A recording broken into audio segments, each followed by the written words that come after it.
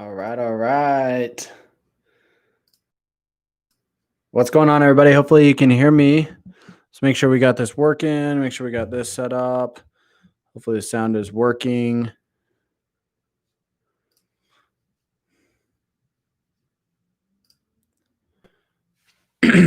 All right. So what we're going to be talking about here today, guys, I'm going to pull up my notes here. I wanted to cover a quick recap on the market and tell you guys a little bit about kind of where things are at as far as the Utah and Salt Lake City real estate market. So things have been a little bit crazy recently. And if you're thinking about making a move here to Utah, you need to know a lot of these things. And you're going to want to know what's going on in the market so you have a good expectation of what to expect once you get here, right? There's going to be a lot of crazy things, especially if you're trying to buy a house.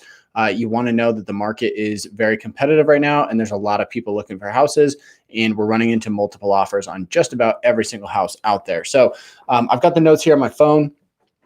First, I want to start with some facts, and then we're going to move on to my perspective of the market, where I see things going over the next couple of months, where things are right now, and how things are going to play together as we go through the winter months, as we go through the colder months, and what the market generally looks like as we go through that. So first off, I want to cover some of the statistics for the past October for the last couple of years. So October 2018, we're looking at sales of 1,500 in the month of October. This is just Salt Lake County, keep in mind. So we've had 1,500 sales in October 2018, a median price of $325,000. The sales price to listing price is 98%. That means if a home is listed for $100,000, it's selling for $98,000 on average, right? So it's going to vary. Some homes will sell above the asking price. Some homes will sell below. So this is just across the board. On average, they're selling for 98% of their original listing price. Days on market in October is generally about 22, 23, maybe 25 days on market. So some homes will be on the market for just a couple days. Some homes are going to be on the market for 2 months, let's say. So it does vary a little bit. That's a little bit of the statistics for October 2018. Moving into 2019, I just want to look back at this history to give you guys a good breakdown of kind of where things are at today and how it compares to what October normally looks like. So October 2019, we had 1,632 sales. So sales were up about 100 for the month of October in 2019. The median price jumped from $325 to $345. So it went up $20,000 over those 12 months. The sales to list price was 99%. So again, if it's listed for 100,000, on average, it's selling for 99,000. And days on market for 2019 was 26 days. So that's 2019 data. Now what I want to talk about 2020. Sales are at 1,700. So sales actually went up. Sales are up when generally the market starts slowing down in September. In October, it still stayed strong. People are still looking for houses. People are still putting in offers, and they're trying to scoop up just about anything that's out there in the market. The next thing that's a little bit crazy, the median price. The median price jumped up to $387,000 across Salt Lake County. So again, that's a $42,000 increase in just the last 12 months. I think that's over. I think that's $3,500 per month in equity that you're gaining every single time a month goes by. So if you've been waiting on the sidelines, if you're thinking about buying a house here, that's the type of growth that I expect to see. I don't think it's going to be as strong as that in the coming months, coming years, just because the market has already been so strong. But I do expect it to continue to increase. I expect, anywhere from $15,000 to $25,000 increases year after year after year for at least the next couple of years here in Utah. There's so much demand and there's so little inventory that I just see the prices continuing to increase. Not the best thing if you're looking to get into the market, but once you're in the market, you're really going to be able to take advantage of that. So median price, $387,000. Pretty crazy numbers there. The sales price to original list price is 101%. Again, that means if a home is listed for $100,000, on average, it's now selling for $101,000. So not every home is going to be in that situation. Some are selling for way more, some are selling for less, but on average, it's still above. It's crazy to see these types of numbers where almost every home, when you average it out, is going to be selling for at least 1% higher than it was listed for. So again, a lot of homes are, selling for even more than that. Some homes are selling We're seeing $20, $30, $40,000 above the listing price.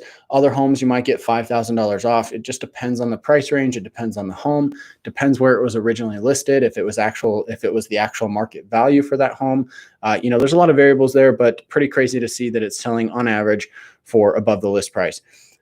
Days on market for October 2020, 8 days on market. This is over a third, or I should say this is only a third of what it normally is. So in October, we're usually seeing homes sit on the market for at least a couple of weeks. Right now, it's on average 8 days. That's crazy. It's crazy to see these single digit numbers. We haven't seen this since the summer of 2018, where the days on market has been under 10. But right now, over the past like 4 or 5 months, we've been under 10.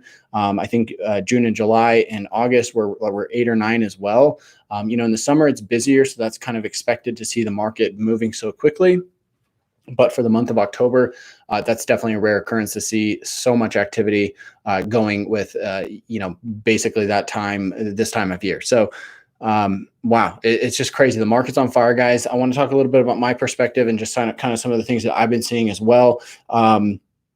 We've got less than 1 month of inventory right now. That means that if there was no new homes that were listed on the market, we would have less than 1 month before every single home is then under contract, at least theoretically, right? Assuming there was a buyer for that particular home. So less than 1 month of inventory. That basically means you've got 2 to 3 weeks to purchase a home before it's gone.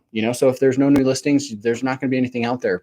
Experts will say a healthy number of, healthy absorption rate for the inventory is about 3 months. You should have about 3 months worth of inventory, at least in a standard healthy market.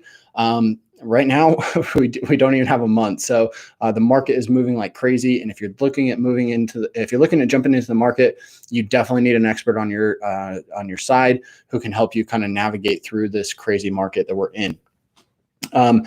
Usually the market slows down in September. Like I mentioned, the markets remain strong.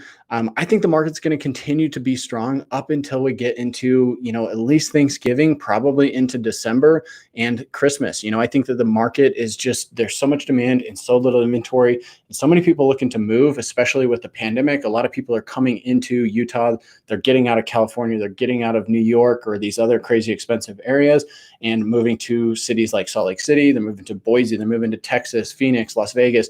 Doesn't matter. They're just moving out of their expensive city and into somewhere that's a little bit cheaper. So I think the market's going to continue to be strong. It always slows down a little bit through the winter, but again, I think for this year, it's going to slow down. It's going to slow down from where it was a couple months ago, but it's still going to be busier than it was than it has been in a normal year. I think that, December, January will probably be our slowest months this year. They'll still be competitive, but they're going to be the slowest. And then in February, things are just going to absolutely take off again. So real quick, guys, if you're just joining us, make sure to subscribe to the channel if you haven't already done so. Give me a thumbs up on the video if you like this content. I'll be posting more of it. I love doing these live Q&As. It's fun.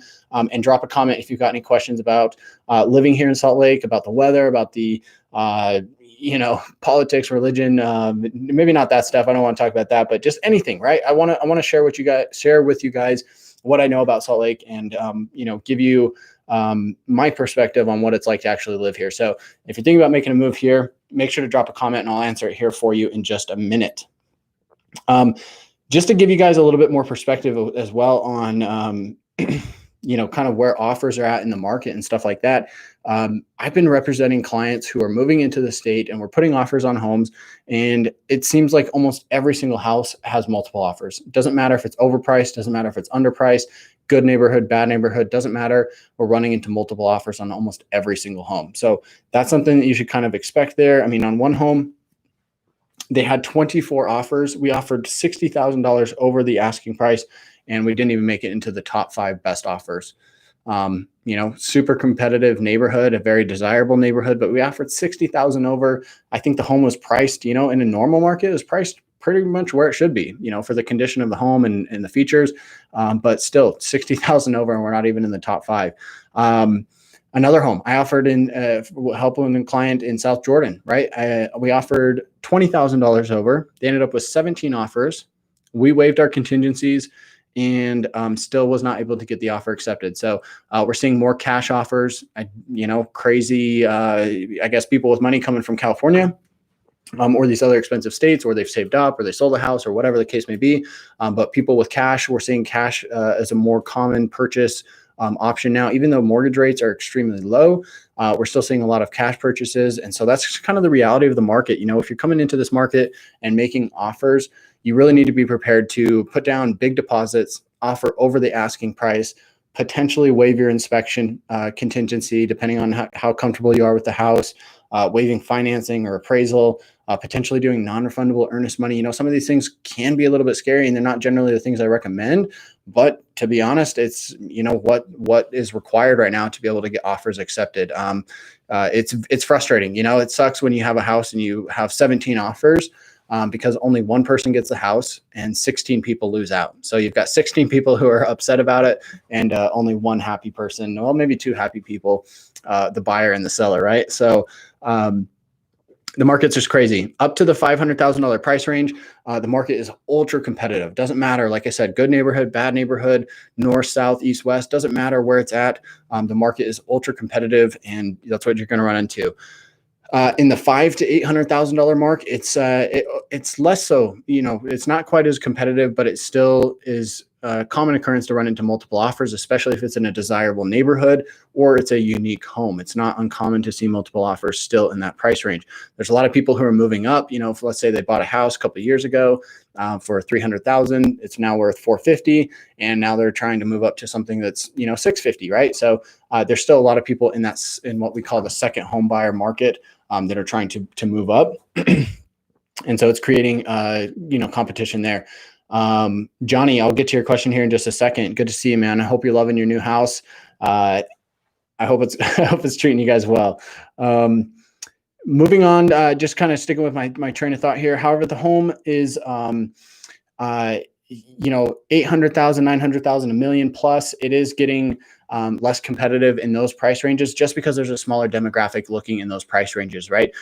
People looking at that have a little bit more to choose from. There's generally a little bit higher inventory, and people in those situations are a little bit more willing to wait until the right home comes up to be able to make a move on it. So there's a little bit more flexibility as far as if you're in that price range, you're going to have, hopefully more options. Inventory is still down, so it's still hard to find homes, but there's generally less competition in that price range.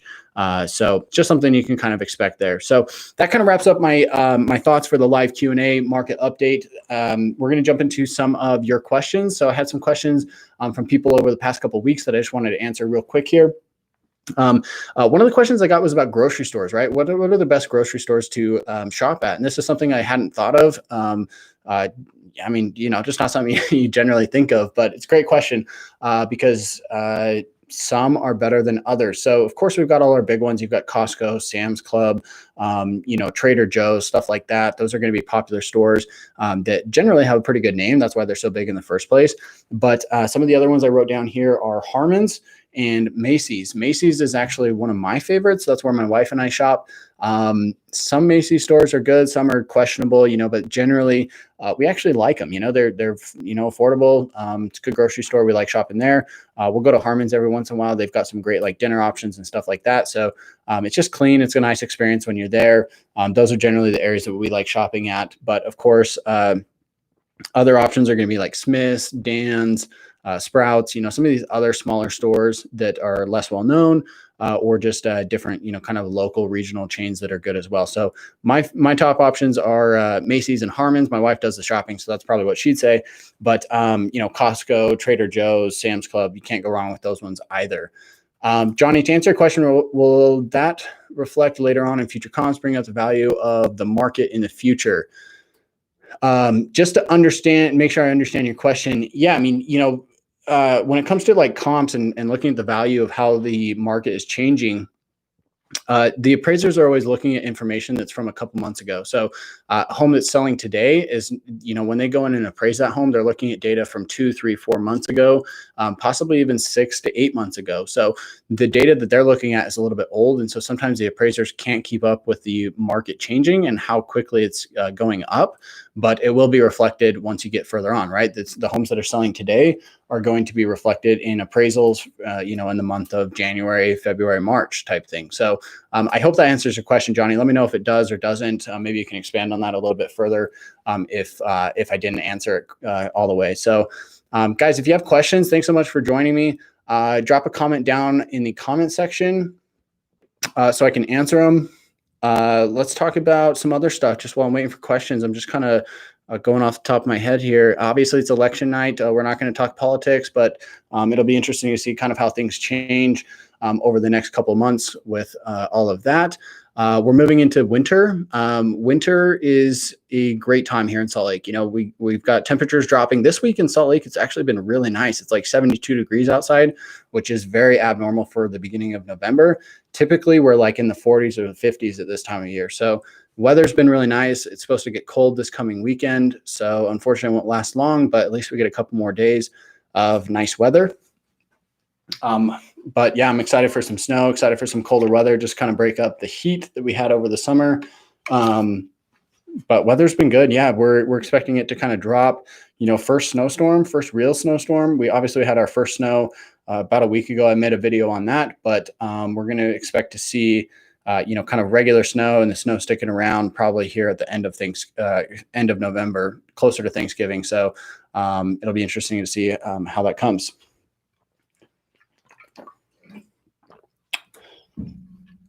Juan has a question. How does buying land to build a house work?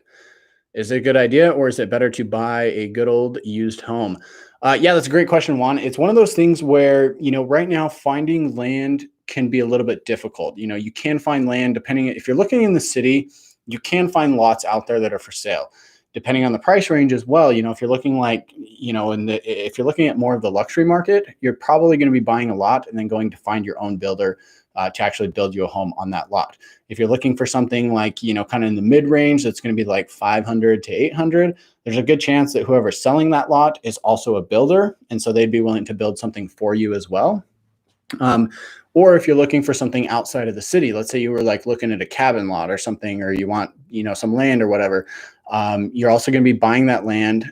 You're going to need like 30 to 40% down payment. Typically, that's what the banks will require for the land. And then you'll have to get a construction loan for the rest of it. So, you know, that's kind of how that works there. I should clarify. Sorry, my thoughts are getting mixed up. You're going to need that type of down payment for just about anything, unless you go through the builder or unless you go through the construction process with the builder themselves. So you'll need that down payment to be able to purchase the land, and then you're going to need a construction loan in order to build on that land afterwards. So generally the banks will work with you, but you do need a big down payment to get that process started. You know, most people are going to be building a home with the builder directly. So they'll go to they'll say the model home. They'll say, hey, we like this house. We want to build over here on lot, you know, 462. The builder will say, okay, we can build these homes with these features, this price range, whatever. You kind of pick everything out and then they get to work on it. So right now we're looking at those homes being out about 6 to 9 months.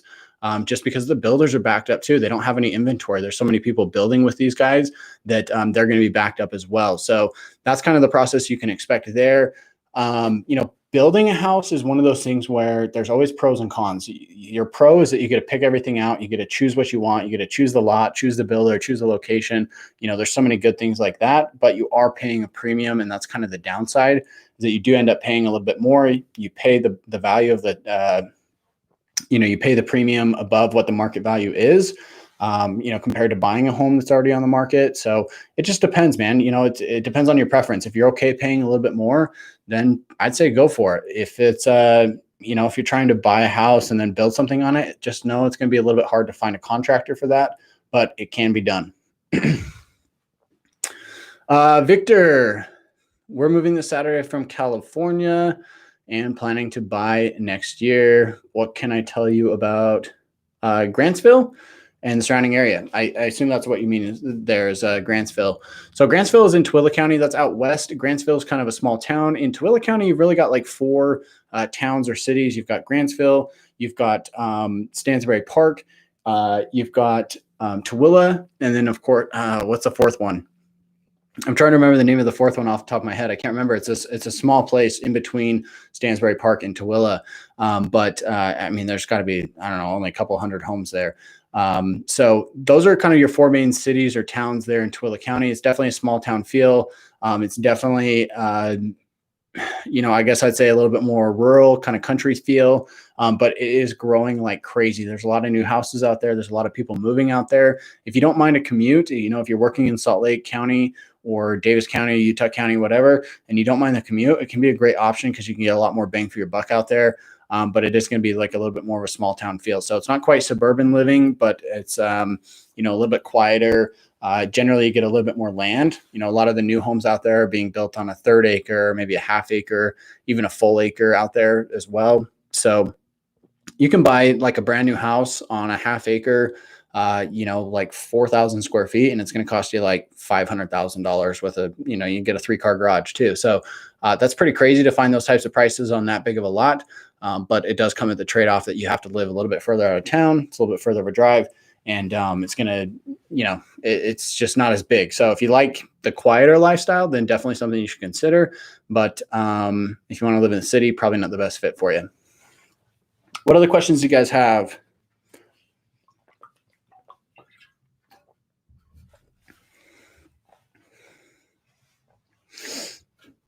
I was also thinking, in regards to the market and kind of where I see it going over the next couple of, kind of looking like mid to long term, let's say 6 to 12 months out, I still think it's going to be, very strong. There's so much demand here for jobs. There's so many people who are working from home that don't need to be in their specific state anymore. And I think that it's just going to continue growing. A lot of people are coming to Utah, Texas, Las Vegas, Idaho, Montana, a lot of these, kind of Western states, just to get out of where they're at. And so I think there's so much demand here in Utah that it's going to be a while before we see things cool off. So what I've been telling people is, jump into the market. I know it's frustrating. It's hard to lose out on houses. It's hard to be in a spot where you have to make these crazy offers to get it accepted. But I think once you're in it, as long as you're planning to hold it for the long term, it's going to be worth it. And I think that the value of your real estate is going to go up. I'm still buying personally myself, closed on 2 duplexes this year, and would love to get another one if it was possible. So I'm still buying myself, buying real estate here in Utah, investing in real estate just because I feel so confident in it. And I know that over the long term, it's going to continue to go up. Even if it drops in the short term, maybe it drops in a year or whatever, that's okay. I'm just going to hold on to it for the long term, 10, 15, 20 years. And I think things will be okay. So also, if anybody's watching this and you're interested in the investment market, let me know. I love talking about investment real estate, whether you're looking to flip homes, whether you're looking for rentals, you want commercial space, you want development space, whatever you're looking for. I love talking about real estate investing. So that's actually surprisingly, I've had a lot of you guys reach out, asking about that type of thing, and I'd love to help. Maybe it's house hacking, whatever the case may be. I love talking about investment real estate. I know the numbers. I know that, I've got lenders for that. I've got contractors. I can help hook you up with whoever you need to get some information about how to, be successful in that realm as well. So it definitely makes for a great investment if that's, something you're interested in. Let's chat. Real quick, guys, again, if you haven't already subscribed to the channel, make sure to do that. Thank you so much for watching. Reach out to me if you're thinking about making a move here. Call me, text me, email me anytime. I love it when you guys reach out. I've had people reach out from all across the world. Had a couple of people from Israel, people from Hong Kong, Korea, Japan, all over the United States, Canada. I mean, it's just crazy where, Utah is finally getting put on the map. We've got some really cool videos coming out pretty soon here. We're going to be releasing a video this weekend on Saratoga Springs. I've had a lot of people reach out asking about Saratoga Springs, so I put together a vlog city tour on Saratoga. I think a lot of you will really like that, especially if it's an area you're considering. And then just some more videos about, what it's like to live here in the winter, what it's like to live here in 2020, how to lock down a location or a city that you should live in if you're not constrained on a job. These are some of the videos that we've got coming out over the next little bit. So make sure to subscribe if you haven't already so you can get notified when those videos come out. I really appreciate all the support you guys have given me here on the channel. Let me know what your comments are. Drop a comment down below. Any questions that you've got about Salt Lake City. It's been a crazy year. The market's competitive as far as real estate goes, but it's still a great place to be. One, you're looking in Oakley. So Oakley is kind of to the east of Salt Lake. Is it a good idea? I mean, yeah, it's going to be a little bit rural. Oakley is a great place. You can't go wrong. I think the hard thing with buying something out of like Salt Lake County or Davis County, kind of along the Wasatch Front, the hard thing right now is going to be finding a contractor to actually build on it. They're going to be requiring large deposits. They're looking for, they're going to be charging you a premium to be able to build on that land for you. So I think it's a good idea. Just be prepared that it's going to be a little bit of a process to actually find a contractor to come out and do it. And that's just because they're busy, right? It's not because of like location or anything like that. It's just everybody's busy right now. That's another thing I wanted to talk about. I just didn't know how to make a video about it. There are so many jobs here, especially in the contracting and construction business. I mean, I've reached out to I have recently had some plumbing problems. I reached out to like 4 different plumbers. I couldn't even get one to call me back. Finally found a guy. He's charging $100 an hour. Just to like come out and look at my problem, right? So plumbers are in demand. Anything in the construction, electrical, framing, roofing, siding, windows, doesn't matter. Anything construction. There's so many jobs out here. So if you're in that space, there's a lot of opportunity for that. And especially, I think you can make a killing if you're in that industry and you're good at it and you get back to people. You could easily come out here and make a killing right away just doing work for people. There's people who need work done, but it's just hard because everybody's busy. Joey. So Joey asked a question about what's the makeup of the population, the diversity of it. So I'm not quite sure I'm understanding the question all the way. Maybe you can expand on that a little bit just so I can address it properly. I don't want to say something that's not super helpful to you. Diversity of the population. I'm not sure if you're talking about race or like religion or politically or what, but population for the state is about 3.2 million. I think last I checked, probably increasing very rapidly with all the people moving in and just our naturally high birth rate. That's kind of the population. Salt Lake County is at about 1.1 million. Utah County is at about 700,000, expected to go to 1.5 million within the next 30 years. I think it could even be higher than that with just so many people coming in. So it's crazy, man. So you're looking at race of the population. So, as a real estate agent, I have to be kind of careful about what I say, what I don't say on that. To be honest, Joey, I apologize. I don't mean to be ambiguous, but I'm not going to, really comment on that. Probably the best thing to do would be to do a quick Google search.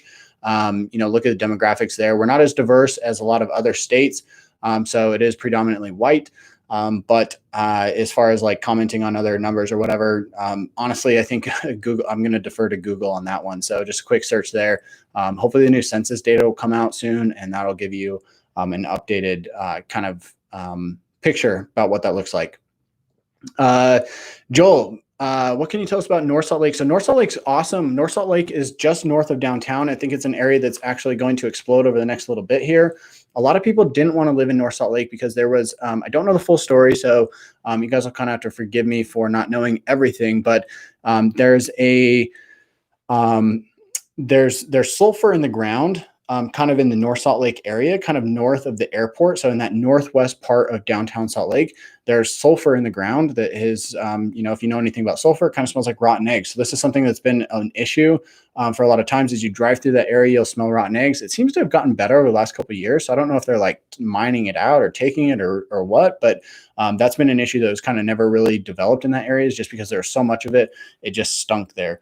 The other reason is that there's a mining operation, and there's like a factory, like a refining factory for, I think, oil or coal, kind of in the North Salt Lake area as well. So that's another reason that people haven't lived there. North Salt Lake right now, I think is set to explode, because of its proximity to downtown. It's only like 15, 20 minutes, maybe even less than that, depending on where you're at. So it's so close to downtown Salt Lake that I think it's going to continue to grow just because people want to live close to that.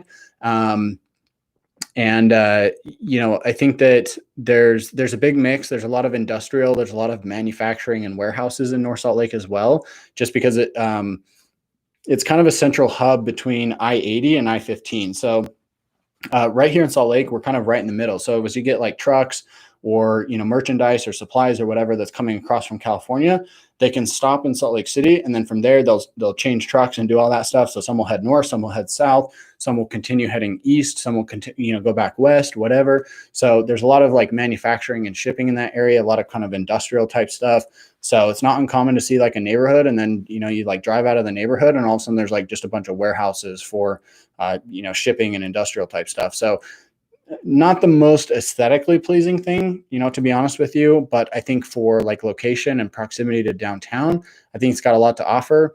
It's a lot of new homes, so it's a little bit cheaper. Just because it is growing, it's a little bit cheaper than a lot of these other established areas, but it is still a little bit more expensive just because it is still new homes, right? It's still new construction. So that's kind of North Salt Lake in a nutshell. I'm trying to think of any other important information you should know. It's less common to see basements there. A lot of people move to Utah because they want basements. It's not as common to see them there in North Salt Lake just because the water table from the Great Salt Lake is too high. And so they can't dig down, or else you'll run into water problems, right? So it's less common to see basements there. You will get some bugs, that you wouldn't be used to just because you are closer to the Great Salt Lake. So I think your bug population is going to be a little bit higher. Probably, you'll probably get a higher average number of mosquitoes in the area. What else? Yeah, I think that kind of covers North Salt Lake. I don't know if you have any specific questions, but let me know.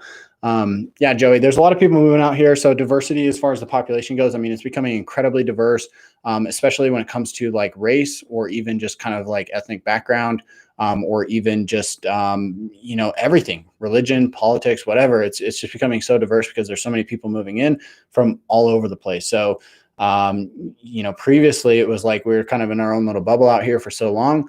But now that there's so many people moving in, I mean, we've got, like I said, people from all across the world, Hong Kong, Asia, Mexico, Europe, South Africa, people from all over are moving here. So it's definitely becoming more diverse by the day. And I think that in, 10 or 15 years, it's going to look way different than it does today. And today it looks way different than it did 10 or 15 years ago, back in 2005 type thing. So becoming incredibly diverse as far as that goes.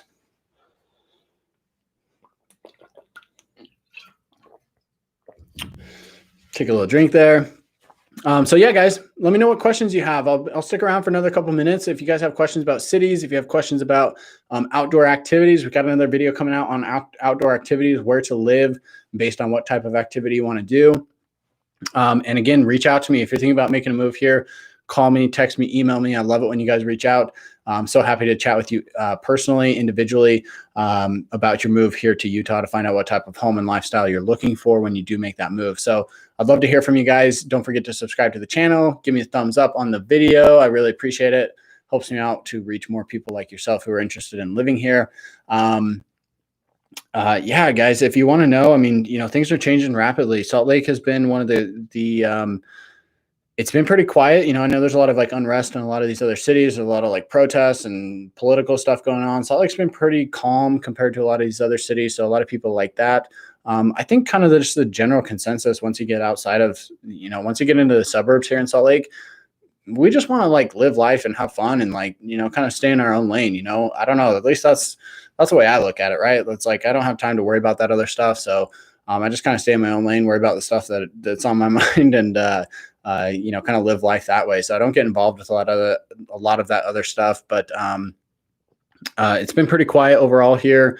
Let's talk a little bit about how things are with the whole pandemic. So every state's going through something a little bit different. We're definitely like full on open here. Everything's open, from kids' gyms to restaurants to things where there's a lot of people inside, right? So we are under high alert just because COVID has been, the transmission rates are getting higher, cases are up, all that stuff. But here in Utah, everything's open. You got to wear a mask if you go into a public building, like an office building, a restaurant, a gym, whatever. You're supposed to wear a mask. But nothing's closed. Everything's kind of back to normal hours, and it's basically just life as normal. Other than like social distancing and masks. So that's kind of nice. I think that's a nice refresher for a lot of people. A lot of people are trying to get outside and do these outdoor activities just so they can get some fresh air, get back into nature, and really enjoy what we have here in Utah. So things are pretty relaxed here. Juan, coming out in 2 weeks. Yeah, man, visiting's great. Like, come out and visit. It's gonna be a little bit cold, I'm sure, but you won't have any issues. You know, you're getting through the airport, getting through restaurants, rental cars, whatever. Like, everything's open. It's life as normal, other than you got to wear a mask everywhere you go. So, yeah, man, you won't have any issues with that. All right, guys. Any other questions? Questions? Let me know what questions you've got. I'd be happy to answer them. I'll stick around here for a couple more minutes. Thank you so much for joining me.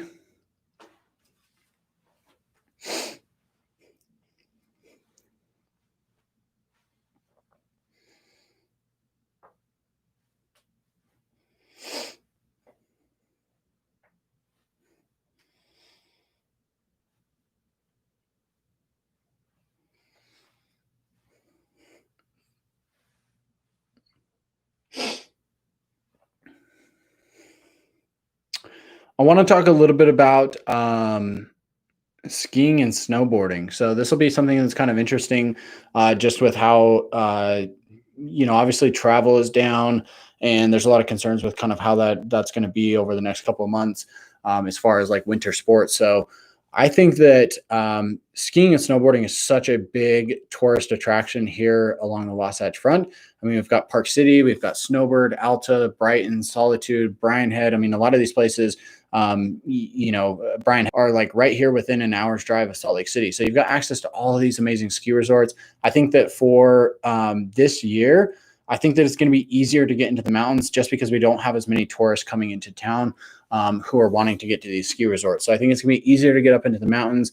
And I think that, hopefully with travel down and people staying home, I think for those people who want to get out and brave those things, now is going to be the time to do it, because it's not going to be as crazy busy as it normally is. Going skiing here can be a little bit of a process. It can be a process driving in the snow, getting up to the resort, getting on the lift. There's just kind of lines. It's busy. It's a fun sport, but it does come with some delays, and that's kind of the process you have to be ready for if you're going to be out here doing that type of activity. So if you're living here and you're into that type of thing, I think it's going to be awesome. It's going to be easy to get outdoors and do that. If you're thinking about coming out for a ski trip, I think if you're willing to brave it, and still travel and still come out, I think now could be the time to do it. Staying at the hotel, staying at Airbnbs is going to be super cheap.